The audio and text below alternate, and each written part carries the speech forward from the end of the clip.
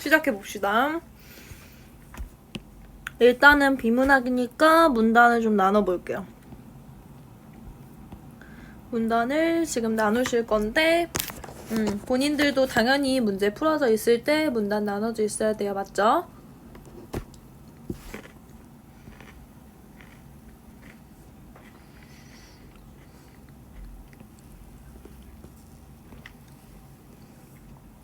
자, 보겠습니다. 자, 지금 보실 건데요. 중요한 거는 빨간색으로 밑줄 치면서 보도록 할 거예요. 본인들은 뭐 밑줄을 쳤던 안 쳤던 중요한 부분들 저랑 같이 밑줄 치면서 보도록 하겠습니다. 채권은 이라고 나왔죠? 근데 이게 문학에서, 그러니까 비문학에서 항상 자주 나오는 주제예요. 채권이 뭐예요? 채권.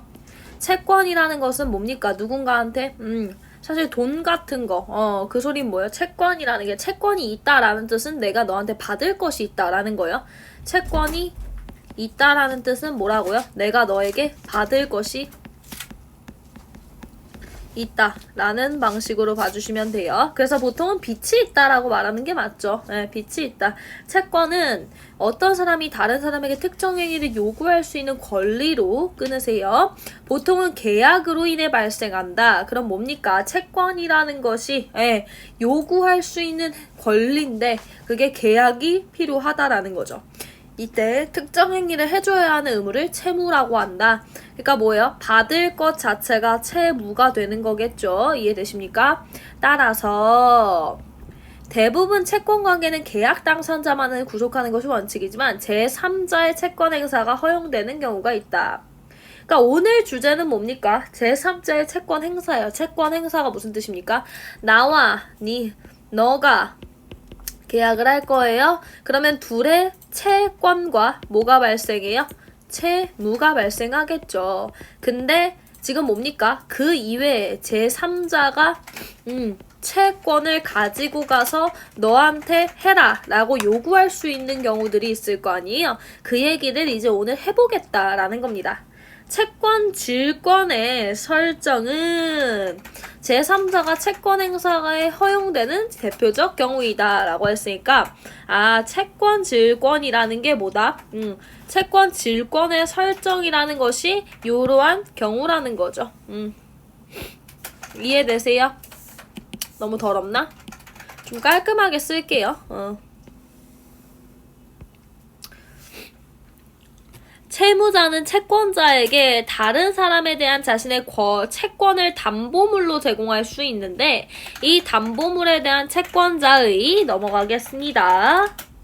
권리를 채권 질권이라 하고 담보물이 된 채권을 입질 채권이라고 한다라고 얘기했어요.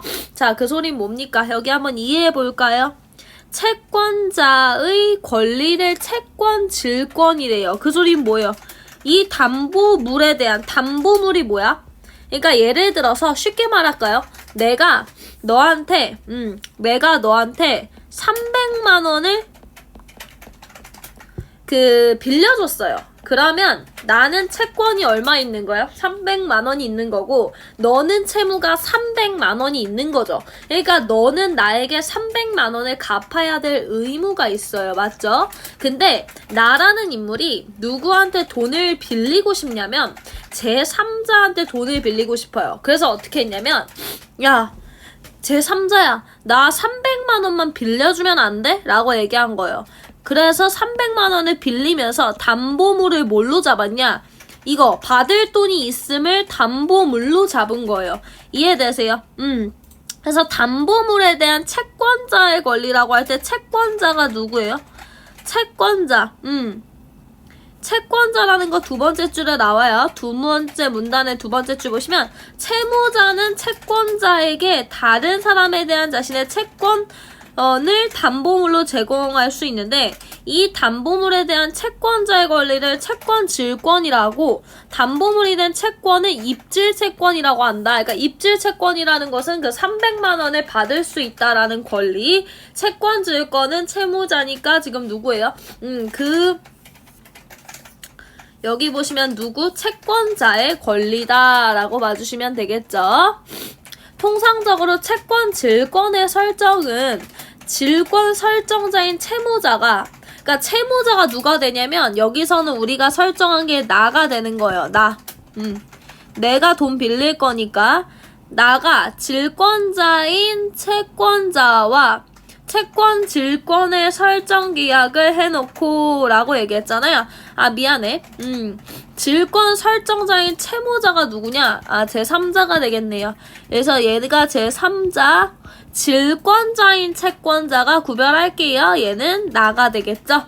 채권 질권의 설정 계약을 맺고 이 사실을 제3채무자에게 통지함으로써 그 효력이 발생한다. 제3채무자는 누굴까요? 얘가 너가 될 거예요. 제3채무자는 입질채권의 채무자를 가리킨다. 까지 이해 참 쉽게 되셨죠? 입질채권이 금전채권인 경우, 그러니까 돈인 경우 질권자는 자기 채권 및 입질채권의 변제기가 모두 도래한 때에는 자기 채권의 한도 내에서 직접 제3채무자에게 채무이행을 충고할 수 있다. 그 소린 뭡니까? 질권자가 누구예요? 질권자. 나는요. 어떻게 해요?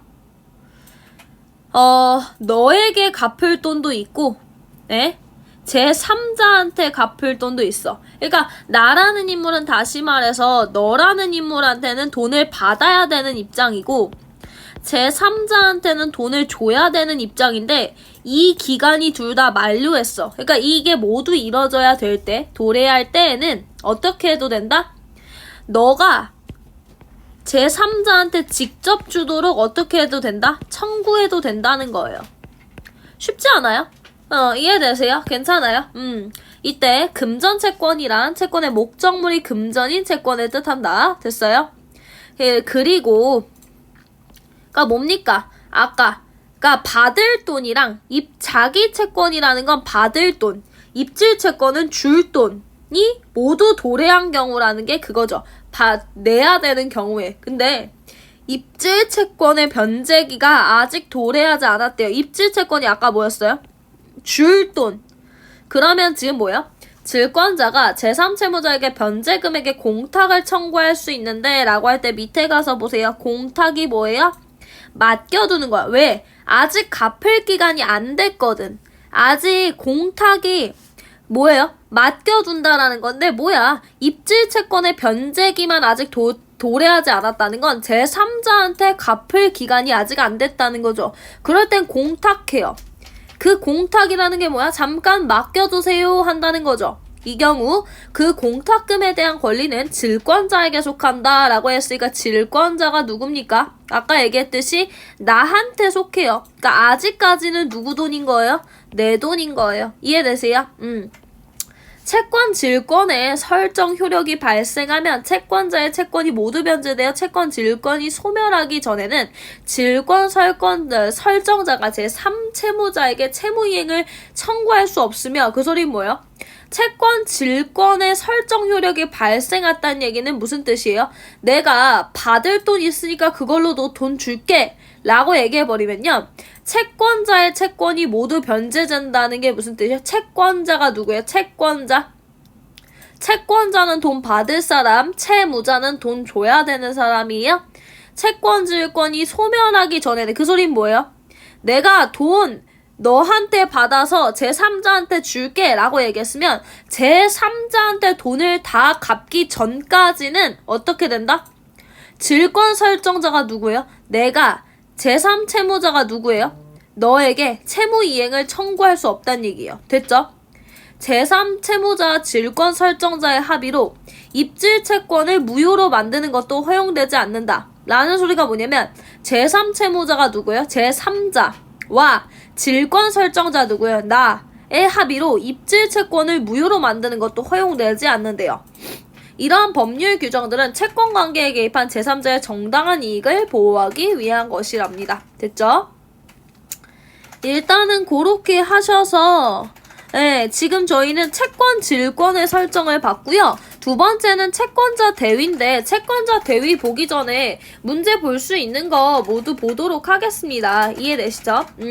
지금 보실 건데요. 넘어가셔서 채권의 질권설 5번은 못 보겠죠. 5번은 아직 문제를 풀 수 없고요. 그 다음에 자 여기 채권 질권에 대한 내용만 볼 수 있겠네요. 6번에 1번 보세요. 제3채무자가 존재하지 않으면 채권 질권이 설정될 수 없다라고 나왔는데요. 자, 채권 질권이 뭐였어요?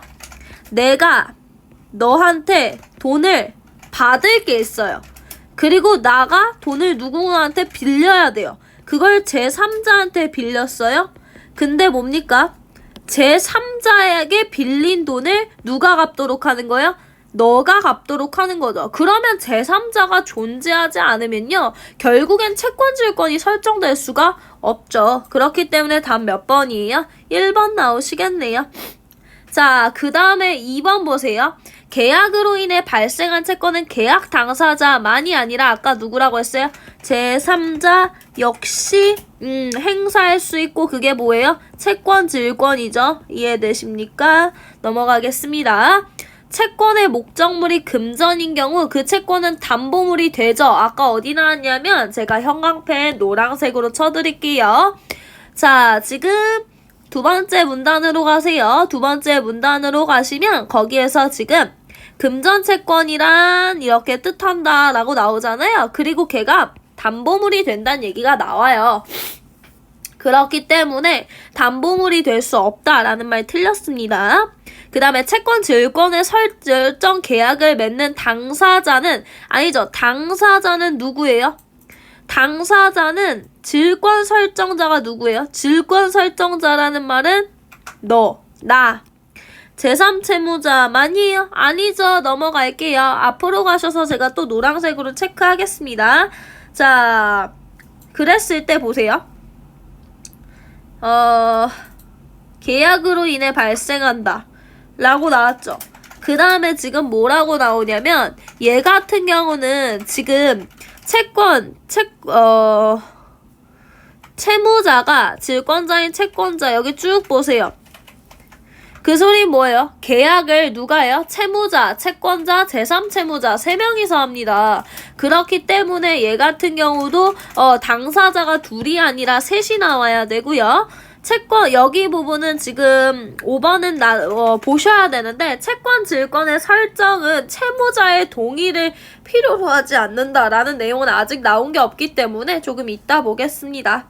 그리고 나셔서 우리 어디로 갈 거냐면 지금 A를 먼저 볼 거거든요. A가 뭐예요? 발생한다, 드러난다는 건 있던 게 보여지는 거고 발생하는 건 없던 게 생기는 거죠. 그래서 10번 안 돼요. 자, 그 다음에 제공하다, 담보물로 제공하다, 매길이 아니라 담보물로 설정하다죠. 매기다는 건 값을 매기다의 뜻인데 매기다가 될 수가 없어요. 매기다는 값을 측정하다의 뜻이고 제공하다라는 건 담보물로 주다라는 뜻이니까요. 도래하다 무슨 뜻이에요? 변제기가 모두 됐을 때, 그 일정이 지난 게 아니라 됐을 때, 도래하다는 건 왔을 때라는 뜻이고요.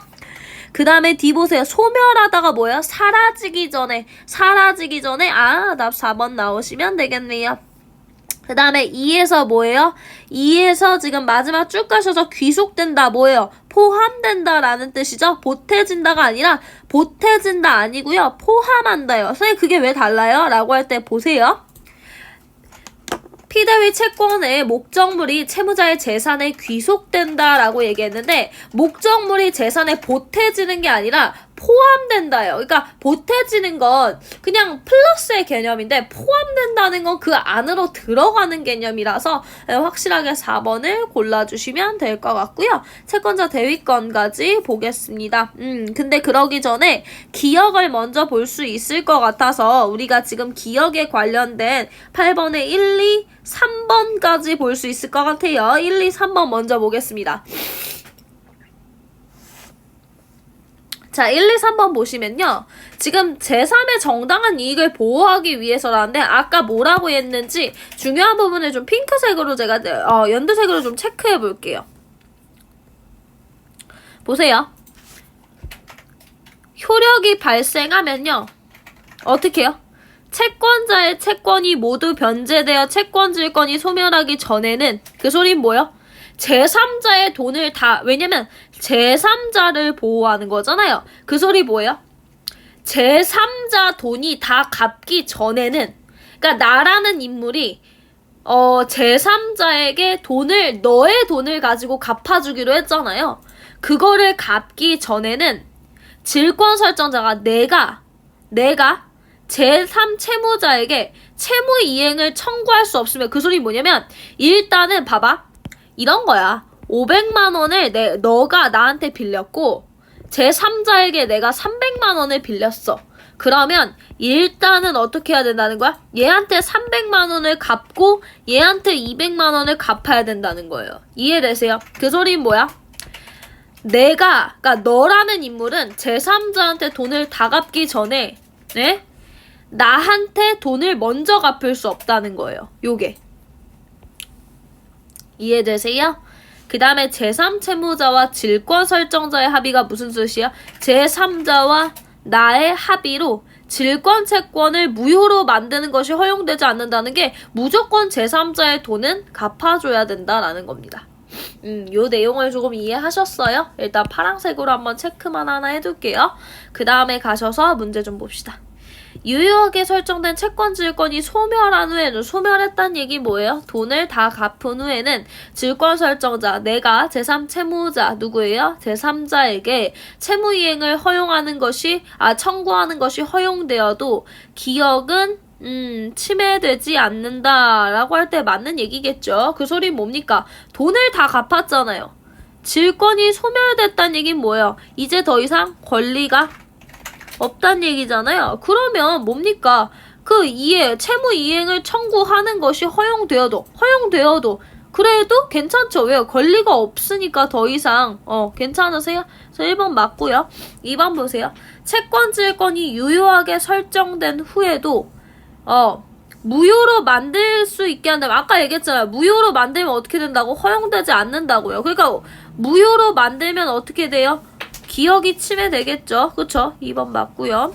3번 보세요. 질권자의 채권의 변제기가 도래하고, 그러니까 갚을 시간이 됐고, 입질 채권의 변제기는 도래하지 않은 때에도 공탁을 허용한다는 게 무슨 뜻이었어요? 잠깐 맡겨둔다. 잠깐 맡겨두는 거 괜찮아요. 그쵸?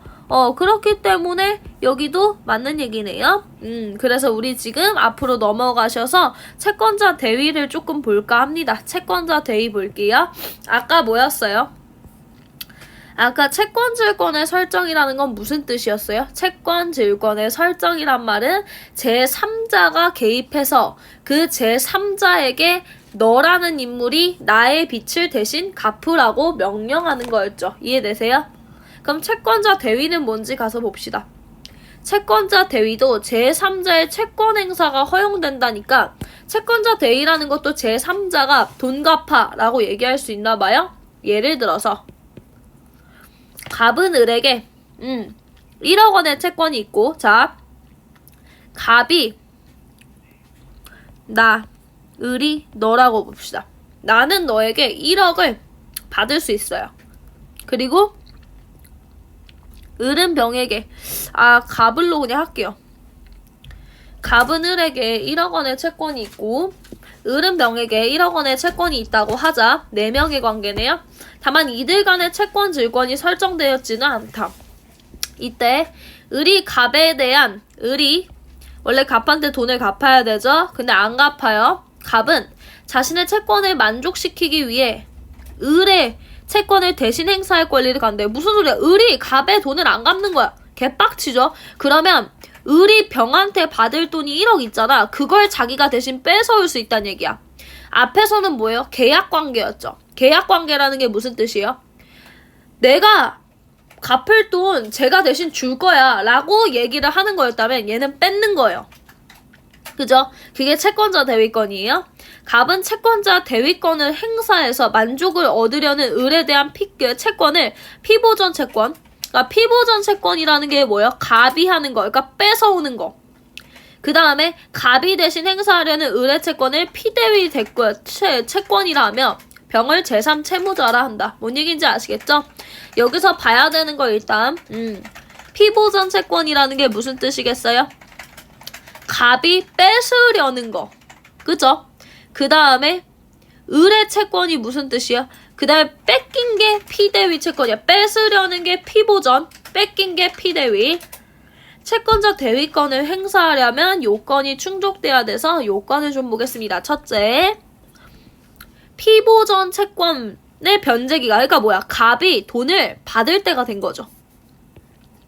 그리고 변제기가 도래하기 전에는 법원의 허락을 받으면 됩니다. 둘째, 피보전 채권이 위의 사례처럼 금전 채권일 때는요, 채권자 대위권을 행사하지 않으면요, 피보전 채권에 만족을 얻을 수 없어야 한다. 라는 게 무슨 뜻이야? 안 갚아야 된다는 얘기예요. 즉, 을이 피대위 채권이 아닌 자신의 다른 재산으로 갑에 대한 채무를 이행할 수 있다면, 그러니까 뭐야? 얘가 을이라는 애가 갑에게 돈을 아까 안 갚는다 했잖아. 근데 안 갚는 게 돈이 없어서 안 갚는 거야. 그럴 때만 가져올 수 있다는 거야. 그러니까 뭐야? 다른 재산이 있으면요, 안 돼요. 다만 금전 채권이 아닐 때는요, 어떻게 해요? 상관없어요. 갖고 와도 돼요. 셋째, 피대위 채권의 변제기가 도래하지 않은 것 따위의 법률적 장애가 없는 데에도 채무자가 제3채무자에게 채무 이행을 청구하지 않고 있어야 된다. 라는 소리가 뭐예요? 채무자가 제3채무자에게 라는 소리가 여기 을이 병에게 돈 갚아 라고 얘기하는 게 없어야 돼요. 그러니까 이상하게 을이 병한테 돈 갚아 라는 얘기가 없어요. 그래야만 이게 된다는 겁니다. 이 요건은 제3채무자에게 채무 이행을 청구하지 않고 있어야 되는 이 요건은 제3자의 개입으로 인해 제3자 채무자가 이전보다 불리한 지위에 놓이지 않도록 그의 정당한 이익을 보호하기 위한 것이다. 그러니까 무슨 소리예요? 제3자를 고려하는 행위라는 거죠. 제3자를 고려하는 행위라는 게 뭐예요? 그러니까 제3자가 그러니까 병의 입장에선 갚을 때도 안 됐는데 갑자기 갑이라는 새끼가 돈을 막 뺏어가려 그래. 그러니까 그것을 보호하기 위한 것이라는 거죠. 위의 요건들이 충족된 상태에서 채권자 대위권을 행사하면요, 피대위 채권의 목적물이 채무자의 재산에 귀속된다. 그 소리 뭡니까? 병의 재산이 갑으로 가는 겁니다. 그러면 채권자는 이 목적물을 경매에 붙이는데, 경매가 아까 집 같은 거요. 강제 집행 절차를 밟아 피보전 채권의 만족을 얻을 수 있다. 그러니까 뭐예요? 돈이 아닌 경우에가 병이 을에게 집을 주기로 했어. 그러면 갑은 을에게 돈을 받기로 했고, 그러면 병의 집을 갑이 갖고 와요. 그래서 그걸 팔아. 돈 주고 팔아. 그 다음에 그 돈으로 자기의 손해를 메꾼다라는 거죠. 이때 채무자에게 복수의 채권자가 존재한다면 경매 매각 금액은요, 배분됩니다. 배분돼요.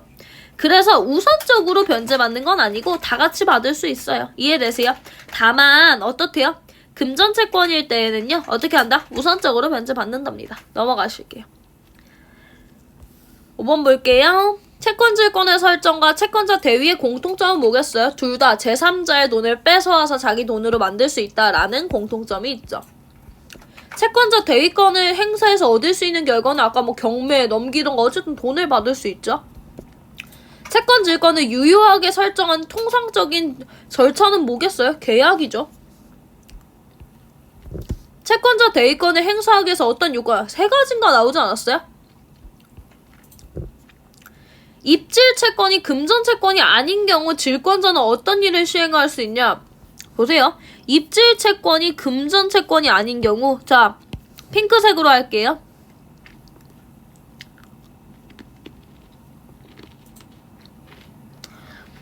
입질 채권이 무슨 뜻이에요?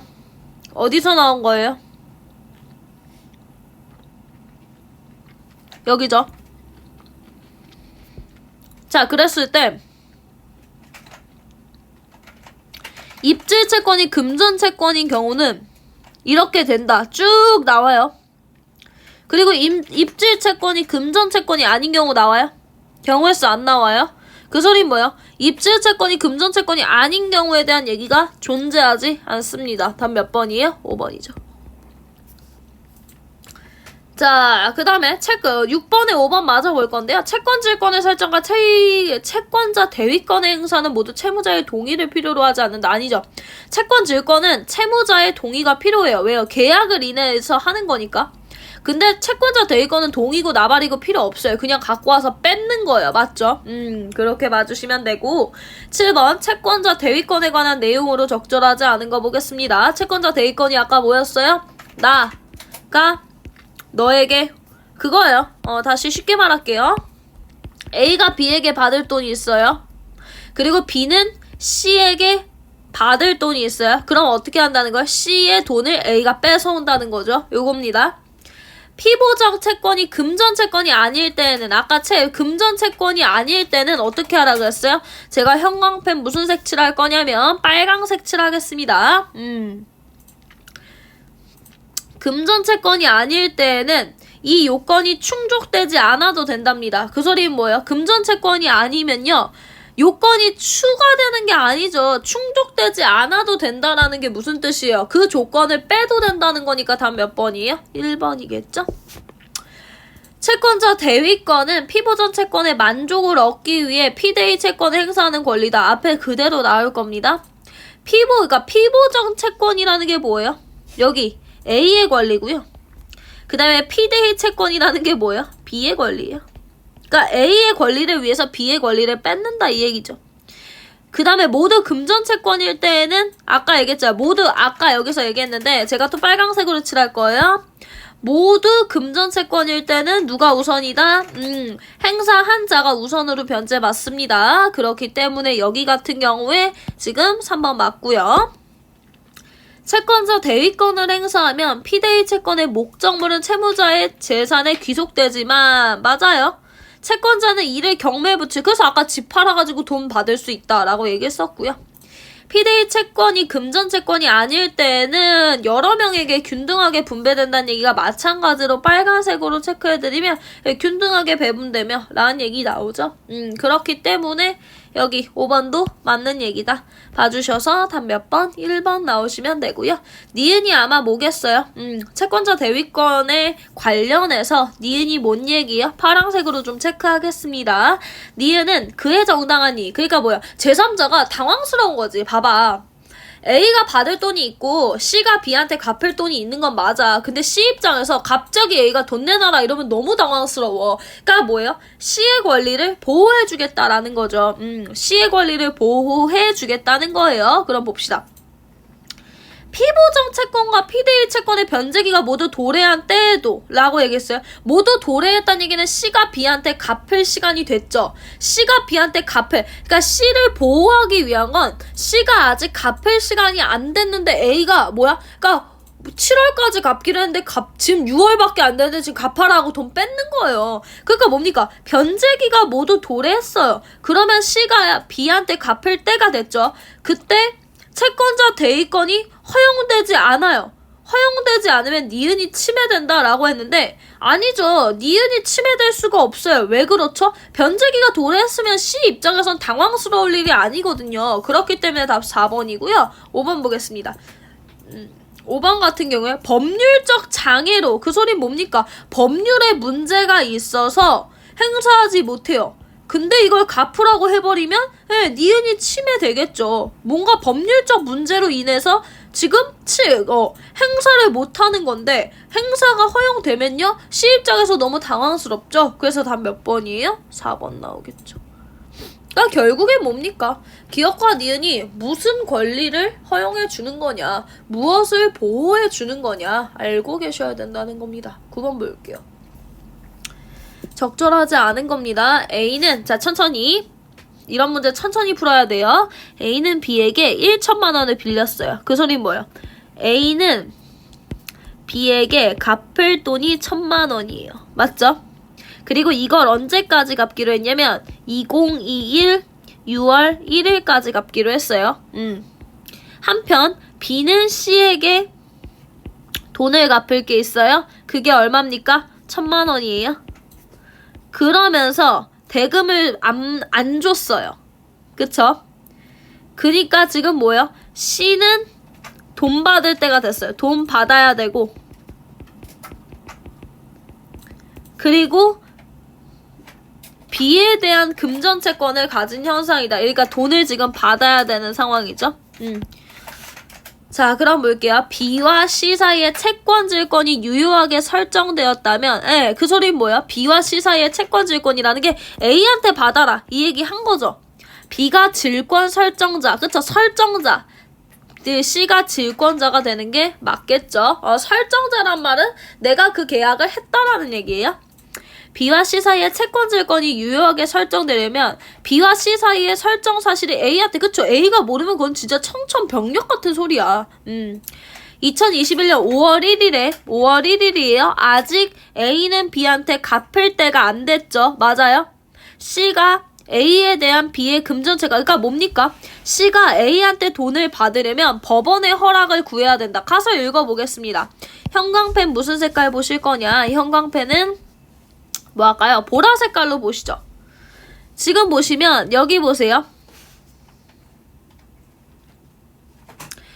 입질 채권의 변제기만 아직 도래하지 않은 때는, 그 소리 뭐예요? 아직 갚을 때 안 됐어요.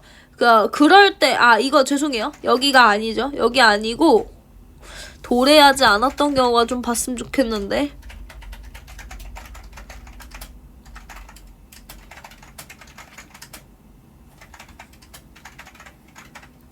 일단은 잠깐 내버려 둘게요. 어디 있는지 기억이 안 나네. 바로 보겠습니다. 다음 거 보고 볼 거예요. 일단은 3번 이해해 두실 수 있겠죠? 5월 1일 아직 갚을 때가 안 됐는데 갚고 싶으면 법원의 허락을 받아야 된다라는 얘기 잘 모르겠죠?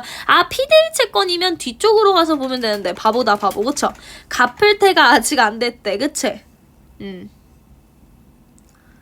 자, 변제기가 도래하기 전에는 법원의 허락을 받아야 된다. 그 소리는 뭐예요? 아직 갚을 때가 안 됐을 땐 법원의 허락을 받으시면 되네요. 그렇기 때문에 얘 맞는 얘기죠? 4번 6월 2일이면 갚을 때 됐어요. 그쵸? 갚을 때가 됐어요. 그래서 B가 A에게 채무이행을 청구했어요. 그러나 A가 이 요구를 이행할 수 없어요. 왜요? 이행할 수 없는 이유가 없죠. 그러니까 얘는 지금 합법적인 변명이 없어요. 그럼 C는 채권자 대리권을 왜요? 행사해야죠. 갖다 뺏어서라도 갖고 와야죠. 그 소리는 뭡니까? 적법하게 돈 줘라 했는데 이 새끼가 이거 안 준대요. 그럼 뺏어야죠. 행사할 수 없겠군이 아니라 행사해야죠. 이해되세요? 그러니까 답 4번이고요. 5번 보세요. B가 A에 대한 금전채권 이외에 재산이 있어요. 그러면 채권 행사할 수 없죠. 그 소리 뭐냐? 보라색으로 마찬가지로 할 건데 지금 보세요. 여기서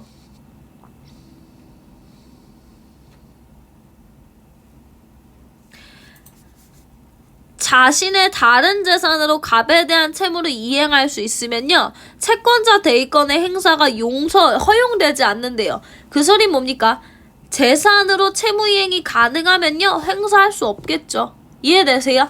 그렇기 때문에 답이 몇 번이다? 4번이다. 까지 나오셔서 지금 5번부터 10번까지 풀이했는데요. 어려운 것들, 이해가 안 되는 것들은 언제든지 저희가 이제 또 추가적으로 과외 시간에 만날 거잖아요. 그때 개별적으로 질문하세요. 아셨죠? 그 다음에 다음으로 넘어가겠습니다.